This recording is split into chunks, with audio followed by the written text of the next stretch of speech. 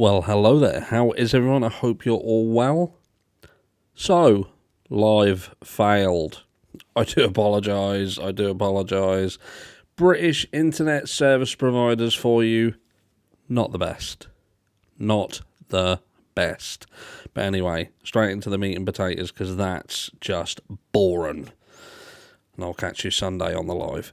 So look, we spoke yesterday about Bryan Kohberger, and in particular this new statement that's been made by Como over on NewsNation, and they've been pushing the fact that it's been said by this inside source, someone close to the case, that Bryan Kohberger took identification from the property. And this was found during a search. Now, a lot of people made some comments in the comments, because that's where comments go, and they rightfully said, look, what was said was that they didn't state that it was a victim's identification. They said it was connected to, but look, let's not beat around the bush. That's what they were insinuating. They had guests who were former FBI, they had Jennifer Coffindaffer on there, some other guy, and that's what they were saying. They basically went balls deep in the trophy. This was a trophy taken from the scene, and they went further. And I found, I don't know what some of you guys are going. This is going to split the room, because that's what we do, and that's what a lot of things do. They split the room. Because what they're basically saying is they're using what happened here to push this potential that Bryan Kohberger is in fact a serial killer.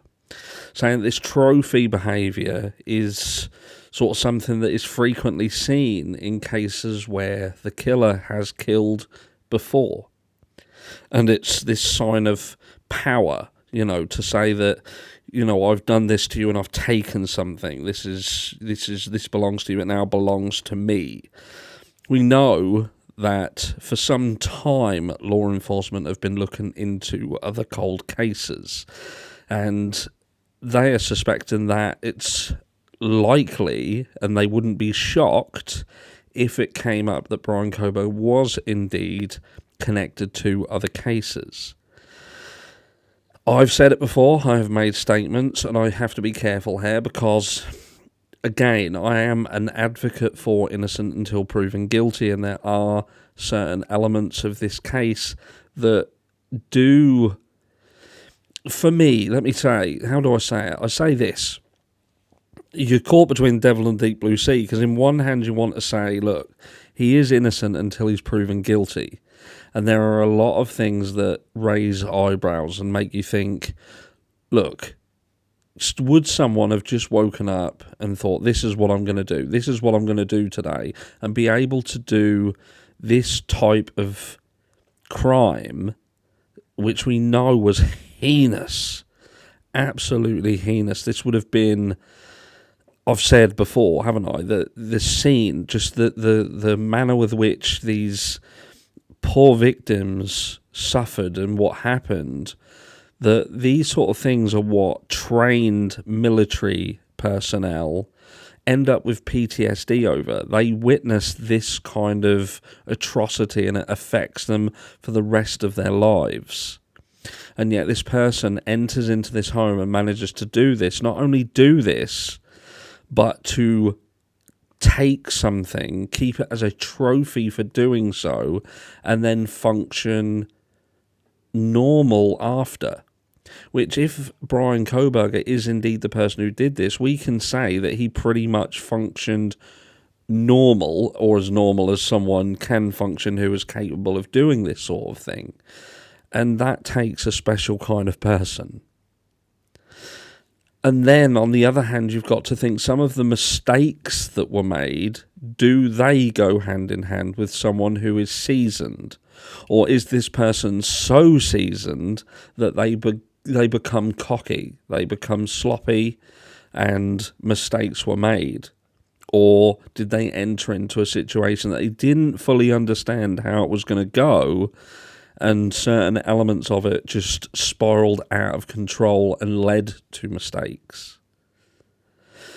But look, what I am going to say is this, and that is that if it's proven that Bryan Kohberger did indeed take identification away, and he knows this, and he genuinely did this, and he is guilty, then would he fight this? Would he fight it knowing that his own life could be on the line? Now, we know at the very beginning that he had stated that he was eager to be exonerated in the crime, but would he, again, if he's guilty, would he fight something that could potentially be a losing battle? If they can prove that he cyber-stalked them, and they have evidence to prove that, they've got him caught on camera, basically, they've got an eyewitness that places him there. And again, what we've got to remember is, what I don't want people to think is, but this is all speculatory. What I'm saying is, if he personally knows that he did it, so that, he's going to receive that information different than what we would receive it, because we receive that information with an apprehensive mind. We receive that information, hopefully, with the understanding innocent until proven guilty. So it will make us raise questions such as, well, was this planted? We hear certain elements of this case, such as the Brady situation, and, we know in the past that there has been corruption within law enforcement. We know that there is an interest, a monetary interest in this area with regards to the college, and that they would have perhaps been wanting this to be finished very, very quickly. But Bryan, if he is the guy, he would receive it like, right, so I did do this, I know I did this, and I know what they have on me. Would he still be willing to fight it and try and argue it? And if he is going to argue it, then how does he argue it? I know at the end of the day, the burden of, the burden lies with not the defence, but the prosecution. So some people would turn around and say, well, no, because if he just turns around and says, I did it and hold my hands up, then he's abandoning his desire to get exonerated, if you like. But like I say, he will receive this information. He will look at it through the eyes of being guilty if he's guilty. And again, I'm not saying he's guilty. I'm, again, an advocate for innocent until proven guilty. And from what I've seen, personally, even though some of this information that we're seeing doesn't look good, I can't 100% trust it. And I also have to take in the fact that, look, there is supposed to be a gag order on this case, and since there's been a gag order on this case, there's been so much information that has come from somewhere. And if some of this information that is coming out is genuine, and it hasn't been released by anyone other than, or, it's law enforcement that is indeed the leak, how does that affect the case? How does that affect things in terms of how they would trial Bryan Kohberger? Now, I 100% now say that he cannot be tried in Moscow. He cannot be. I don't see how that would work. I cannot see how he could ever receive a fair trial in Moscow, because to me, this almost looks like a witch hunt now. And I'm not saying he's innocent, I'm not saying he's guilty, but this appears to be that whatever it takes and whatever they can throw, throw enough shit at the wall, some of it's bound to stick.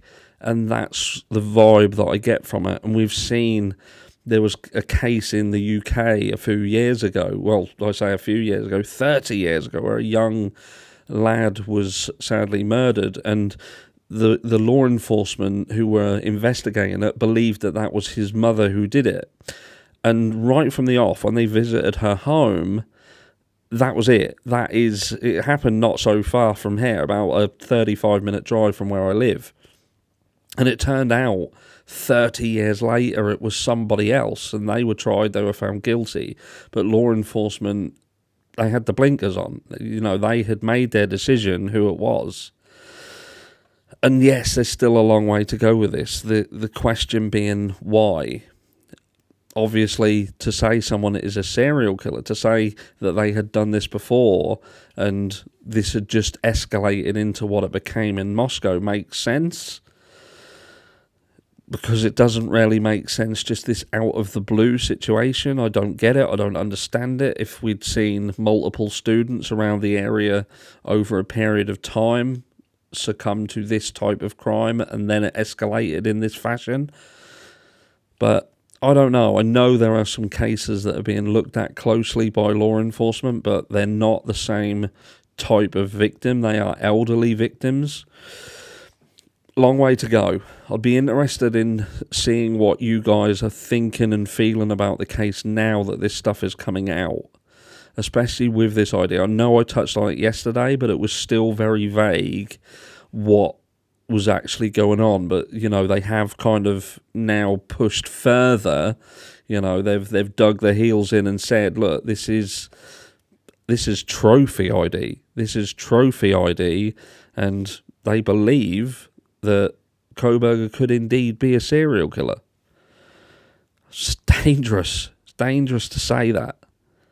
I said to someone in comments the other day, what becomes very, very scary is when channels don't understand the difference between being a content creator and being a social media influencer.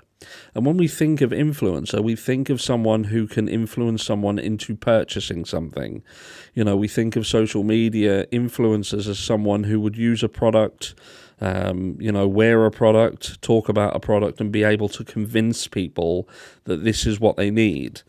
But when you're talking about channels such as NewsNation, they have to understand that they too are an influencer.